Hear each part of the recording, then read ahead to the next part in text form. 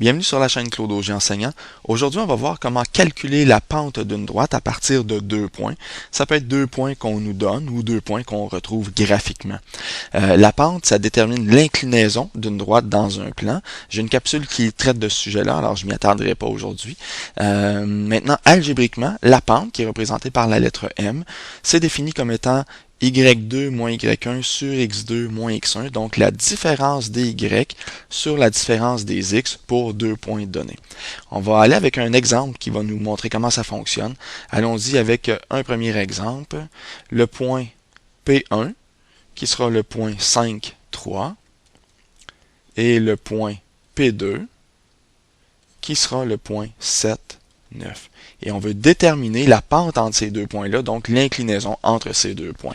Puisqu'ici c'est le point P1, bien ma valeur de x, je vais la nommer x1, et ma valeur de y, je vais la nommer y1. De la même façon, comme j'ai le point P2 ici, et le 7 sera mon x2, et mon 9 sera le y2. C'est important de noter que peu importe que ce point soit P2 ou P1, ces points-là auraient pu être inversés, la pente reste la même, ça aurait été la même valeur de la pente. Le calcul maintenant, la pente, que devient la pente de ces deux points-là? Eh bien, ce sera y2 moins y1, alors y2, 9, moins y1, 3, sur x2, 7, moins x1, 5.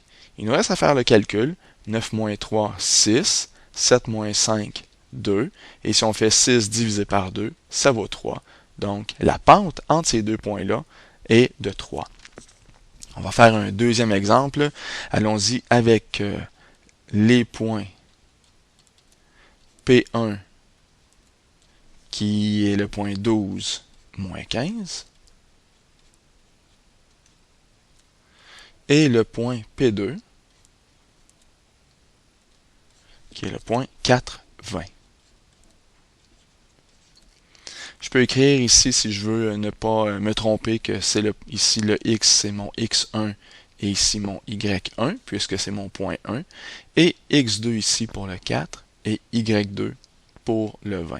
C'est pas nécessaire de les écrire, je le fais juste à titre d'information pour bien voir d'où viennent les chiffres que je vais prendre. Donc, la pente devient y2 moins y1, alors ça fait 20 moins 15. Attention à nos signes. Alors, comme le y1 vaut moins 15, lorsque je fais y2 moins y1, ça devient 20 moins moins 15 sur x2, 4, moins x1, 12. On fait le calcul.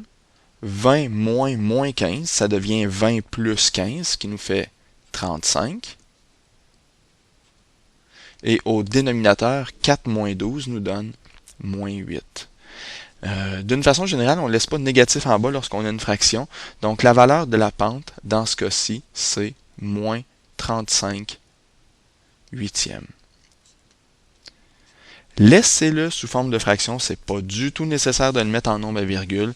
Moins 35 huitièmes, c'est notre pente et on n'y touche pas. On laisse ça comme ça. Dernier exemple, pour le calcul de la pente, allons-y avec le point P1 qui est moins 6, 2, et le point P2 qui est moins 10, moins 7. Encore une fois, lorsque je fais le calcul de la pente, c'est la différence des y, y2 moins y1 sur x2 moins x1. Dans ce cas-ci, qu'est-ce que ça devient? Eh bien, ça nous donne moins 7, moins 2, y2 moins y1, sur x2, moins 10, moins x1, moins 6. Alors, moins 10, moins 6. Encore une fois, on fait attention à nos signes. Au numérateur, moins 7, moins 2, ça nous donne moins 9.